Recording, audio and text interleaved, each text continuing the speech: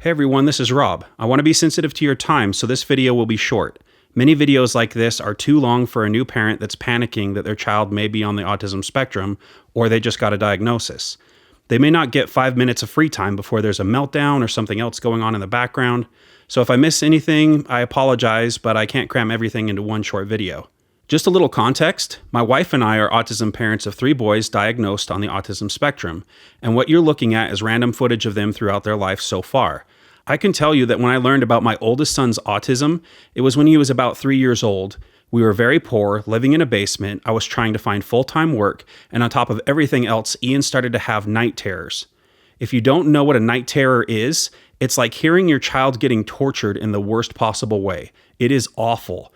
And these terrors led to meltdowns, and we hardly got any sleep, which led to more stress. It was right around then I really started to question if I made a mistake, choosing to be a father. Yes, as ashamed as I am to admit it now, I honestly think admitting that will help some of you the most. I get it, it's extremely challenging. I promise things will get better as you go through this list and stick it out like I did. You'll be surprised at how many happy memories you can have. So starting off this list is number 10, don't panic. Yeah, I know it sounds simple, but just realize that there are millions of other people just like you. There are plenty of resources to help you, and I would post links below, but generally help from psychologists and social workers is at the local level, so be sure to search in your area. If you are in too rural of an area, use all the help you can get on the internet. Also, be sure to ask the autism community for help. They're very willing to reach out and give you advice.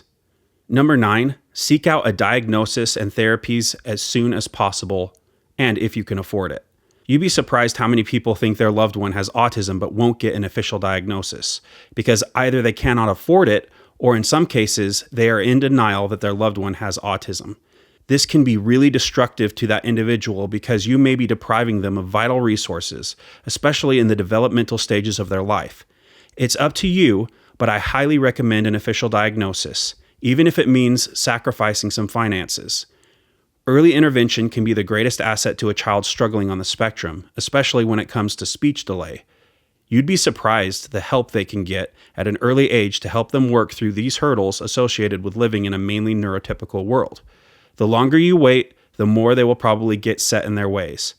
There may be some things you choose not to get therapies for. In some cases, people don't want their child to learn eye contact or masking, as this can be painful to those on the spectrum. What I recommend is some light trial and error. See how your child reacts to any given therapy. If it causes them a lot of pain, perhaps find a different route. Number 8 is autism is a spectrum. So please avoid judgments from others or yourself. It can be really tempting to start drawing comparisons the second you realize your loved one is autistic. You may think your child will end up heavily disabled, or you may think your child is just quirky and will be some kind of prodigy. Whatever you do, I'd recommend judging progress based on their past behavior contrasted with their current behavior. Otherwise, you may be too harsh or too enabling of your loved one on their journey through life. Number 7, make compromises. Some people go hardcore on autism therapies and programs and absolutely overwhelm their loved one with an overdose of neurotypical training. I understand wanting an autistic child to talk, walk, think, and live the life that most people in society do. At first glance, it sure does seem like an easier path, but bear in mind that that child may have unique abilities that neurotypical people don't have, a way of seeing the world and creating things that most people can't. If you are constantly trying to get your loved one to be someone they are not, it will be stressful to you and to them. While they may have to learn certain things to function in society, I'd also give them a pass on things that aren't essential, at least until the basics are covered. So if they eat a little funny, or dress a little differently, or say embarrassing things from time to time, remember, they are trying to make compromises for you. Perhaps you can make some compromises for them as well. Number 6, get thick skin. This may go along with number 7, but I'd really recommend getting used to being embarrassed and seeing judgmental looks.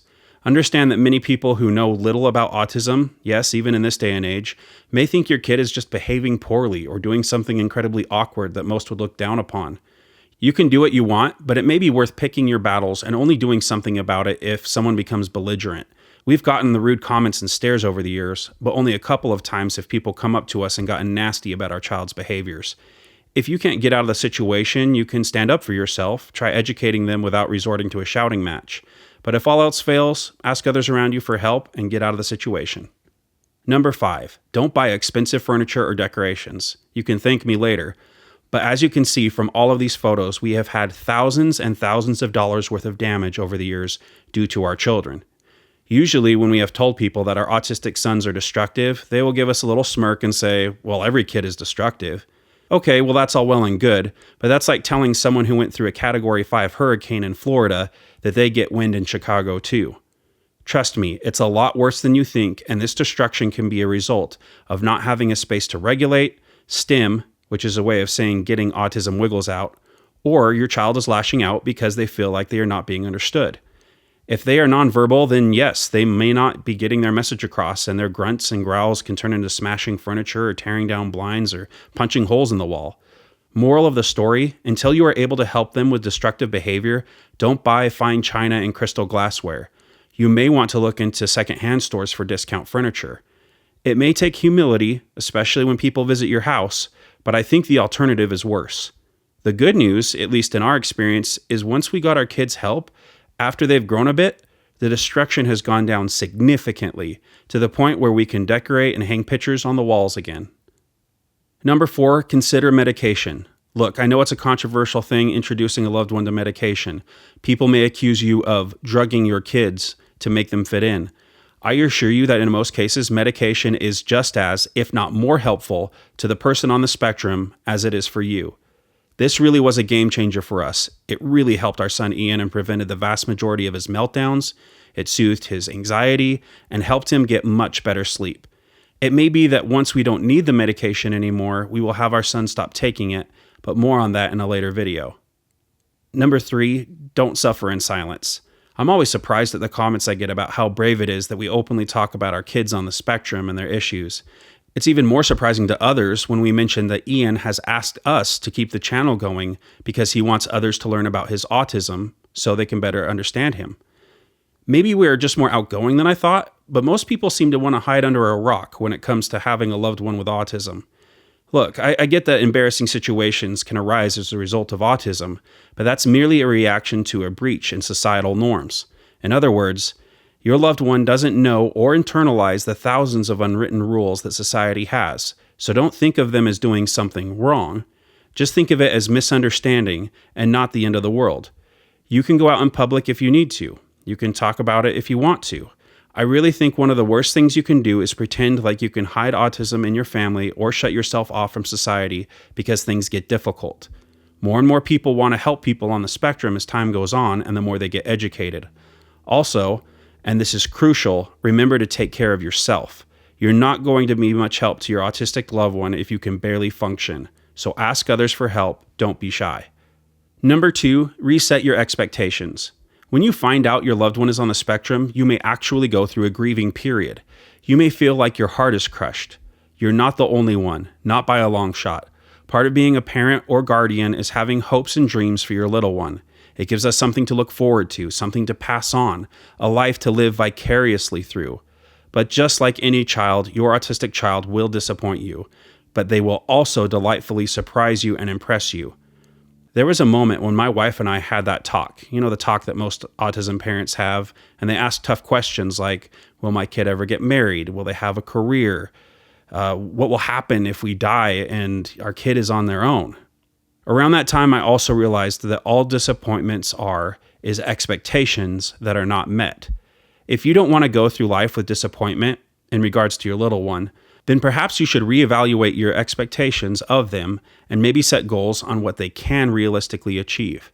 And don't rule out marriage or career. Never say never, right? Our kids have certainly surprised us when hitting certain milestones and surpassed my expectations of them. But that's because of what I was expecting of them based on their life, not on someone else's. This goes back to not drawing comparisons. So remember that envy will always leave you feeling like you've been robbed in life. Do not envy. Embrace what you have, which is a beautiful child with a lifetime of great experiences ahead. Finally, number 1, things get better. You can still be very happy. After therapies, medications, loving parents, teachers, aides, getting to know my kids and what they are capable and not capable of doing, after time, development, prayers, sacrifices, and everything else, I can tell you I've never loved my kids more than I do today. and I have a ton of wonderful memories with them. Our kids are talking about their future careers. Understand that when they were around 4 and 5, we didn't know they'd talk properly, ever get a job or get married, let alone do any chores to be self-sufficient. We thought they'd fail elementary school the way things were going. But watch any of our current videos and you'll see the amazing progress they have made. Things get better. Don't give up no matter where they are on the spectrum. You'll grow too, and the more you grow and adapt, the more you'll be able to handle things. I know that sounds simple, but today, me is much more capable than me 10 years ago, panicking at becoming a new father with a kid on the spectrum. The worst thing you can do for a loved one is quit and bail. The best thing you can do is tough it out. It'll be messy. It means tears and sacrifices. It will also mean some of your greatest joys. Keep going. You got this. May God bless all of you, and we will see you in the next video. Thank you.